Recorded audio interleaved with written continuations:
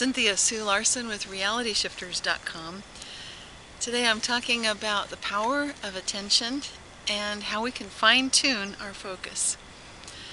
And the reason this is interesting to me is that just the other day I was on a walk right through here, actually, this beautiful area that you're looking at in this video. I was walking with my dog, and this is a normal walk that I take almost every day. Not always the same place, but pretty often it's a pretty similar walk.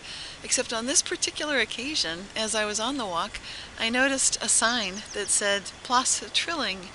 And as I saw that sign, which I'd seen so many times before, for some reason, on this particular morning, I wondered if that might be the same place that Professor Trilling, one of my beloved physics professors from UC Berkeley, might live.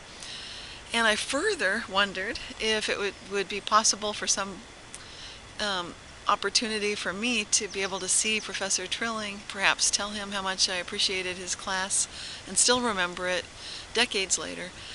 So these are thoughts that were going through my head as I was on this meditative walk. And the very next day, so that one day was a very separate occasion. I'm just meditating, walking, having fun, walking along with the dog. The next day, same thing, I'm walking with the dog, meditating again, as I usually do.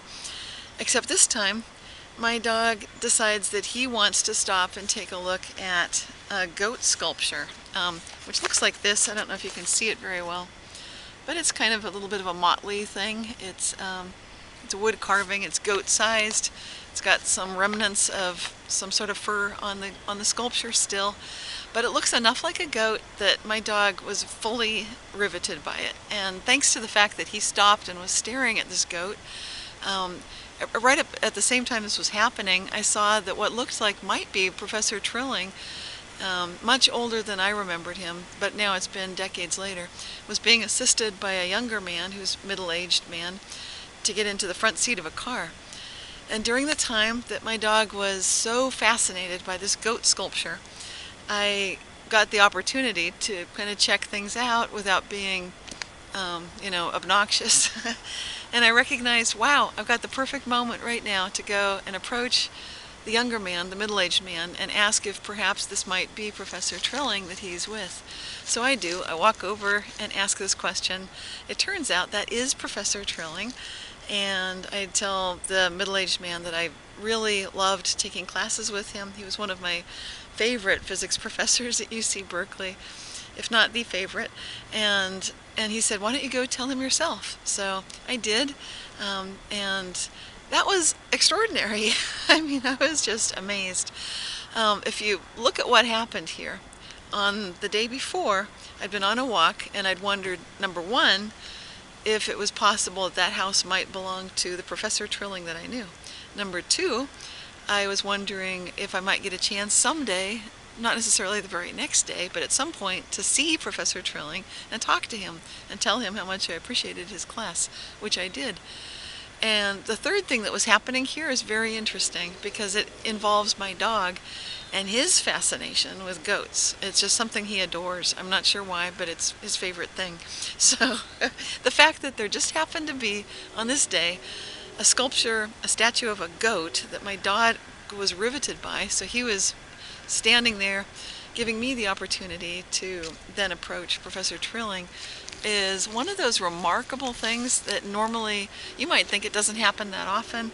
However, it really can be expected to happen quite a lot when you meditate, because in a state of meditation you can actually access a feeling like you're in a waking dream. And this is something I talk about quite a lot in the subject of lucid living in the book Reality Shifts, when consciousness changes the physical world.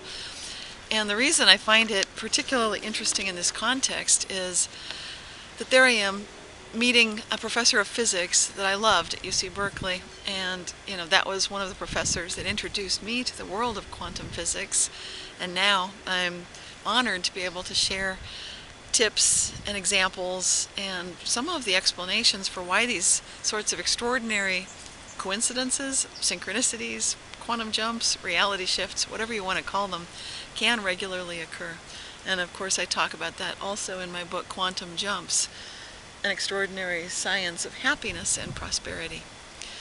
So something that I'd like to leave you with after looking at all of these different ideas today, is how you can bring the same concept of the power of attention and fine-tuning your focus into your life by making time for meditation so that you can get that opportunity to disengage from whatever worries you might have about the past and future. That could be in the form of regrets, concerns, doubts, fears, whatever. All that emotional junk, you can let go of it when you meditate. And it's very much like disengaging from one set of gears. This is an example I often use, where you can disengage, just like putting your foot on the clutch pedal in the car, in that meditation. So you're not engaged with all of those distracting thoughts. And you can let your mind wander to something wonderful, such as meeting a favorite professor, getting the job of your dreams, finding someone that's a perfect friend or loved one for you, and so on and so forth. So I'd like you to think about that and keep asking my favorite question, how good can it get? Until next time, this is Cynthia Sue Larson with RealityShifters.com.